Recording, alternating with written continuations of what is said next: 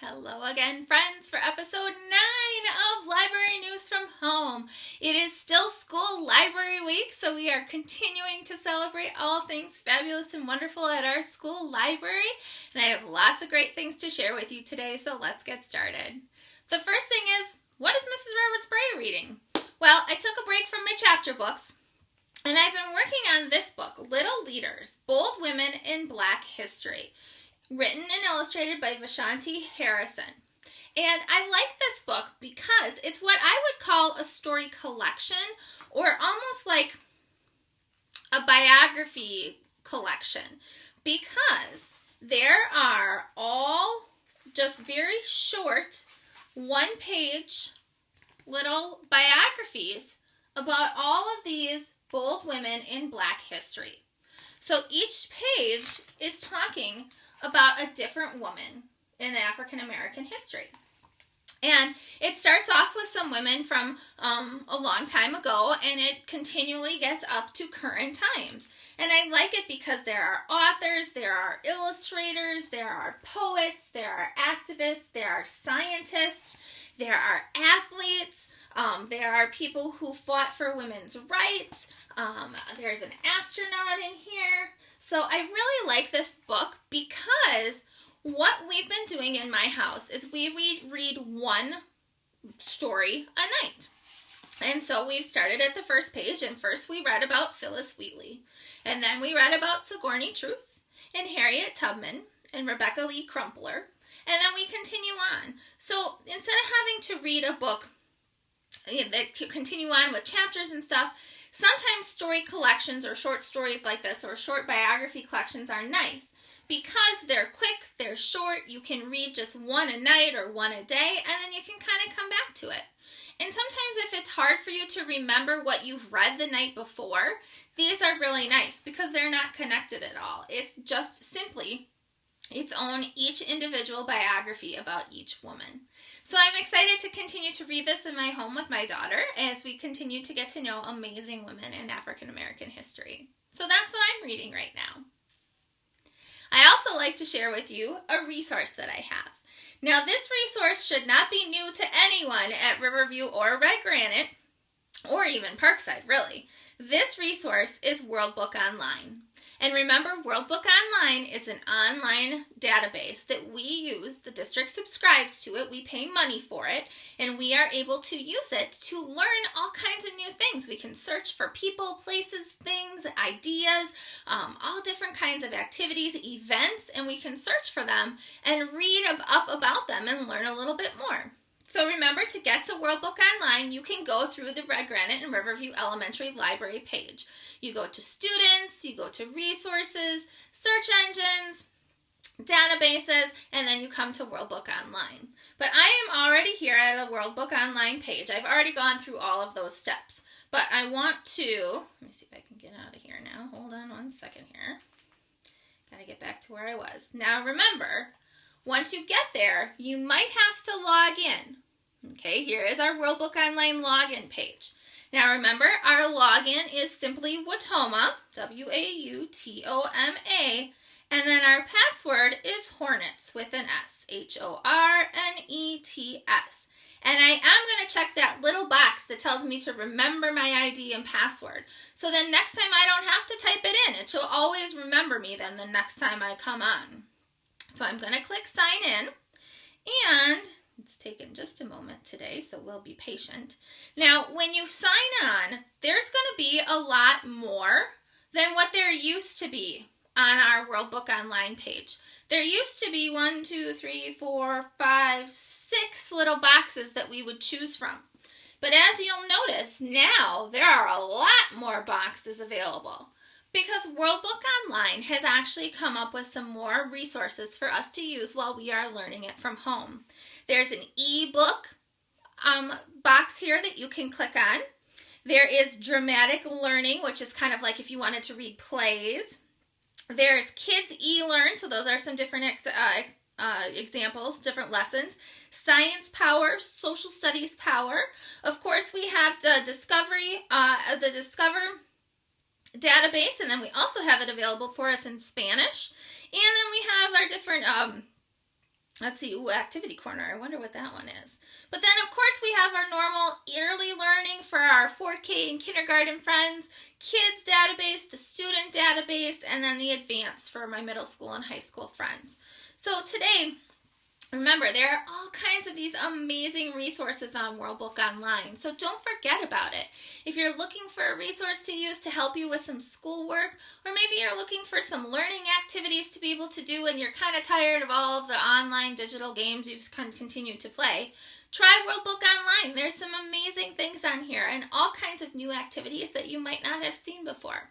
So remember, to get to Worldbook Online, you can get there through the elementary website, or you can simply go to worldbookonline.com and type in Watoma Hornets as our username and password and access all of the amazing databases that we subscribe to in our district available for you. So for our Read Aloud today, continuing to celebrate all things fabulous and wonderful in library, this is a story that I used to read to my 4th graders when I was a librarian at Parkside, and I read to 4th graders at Red Granite, and I've read to 3rd graders at Riverview. But I've decided to read it to everyone today because it is just one of my all-time favorite stories that I always read during school library week, and I just really wanted to share it with you. So the book that I have is called When I Went to the Library. Writers Celebrate Books and Reading, edited by Deborah Pearson. Now, I noticed that down here at the bottom it says edited instead of written by. That's because this book is actually a story collection, very similar to this book that I talked about earlier that has just short stories or a short biography about each woman. This is a story collection, so it is a collection of stories. And there are... let's see, 1, 2, 3, 4, 5, 6, 7, 8, 9 different stories in this book, just very short stories, and they're all written by different authors, but they all have the same theme of books or literacy or library. And so that edited by Deborah Pearson means that she contacted these authors to say, hey, I really love your story about books and libraries. Can I put it together in my book? And so she's collected all of those stories and she's put them into this book for a story collection. So the story that I want to read to you from the book is called Dear Mr. Winston, written by Ken Roberts. Now, there's no pictures in this book. It is just a chapter book, but it's pretty short, so I'm just going to read to you today. Dear Mr. Winston, my parents said that I have to write and apologize. Dad said he's going to read this letter before it's sent, and that I'd better make sure that my apology sounds truly genuine. So, I am truly, genuinely sorry for bringing that snake into the library yesterday. My parents said that what I did was wrong, even though the cardboard box was shut most of the time. And there was no way that snake could have escaped if you hadn't opened the box and dropped it on the floor. But my parents say it's my fault for having brought that snake into the library, and I am truly, genuinely apologizing. But I still don't know how I was supposed to find out what kind of snake I had inside the box without bringing the snake right into the library.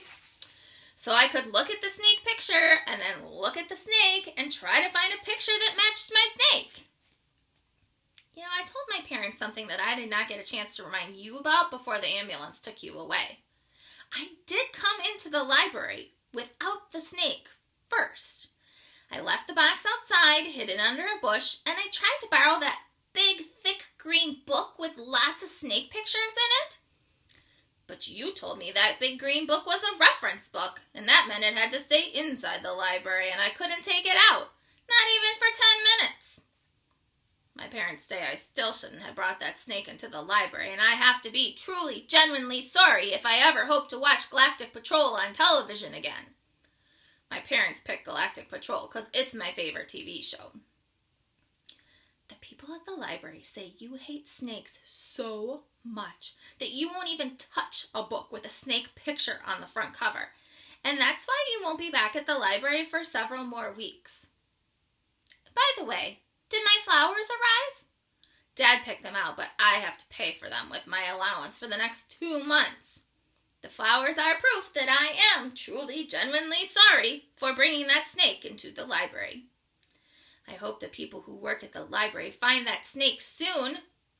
Did they look under all the chairs? By the way, the snake is not dangerous. It is a local snake, and there are no poisonous snakes in Manitoba.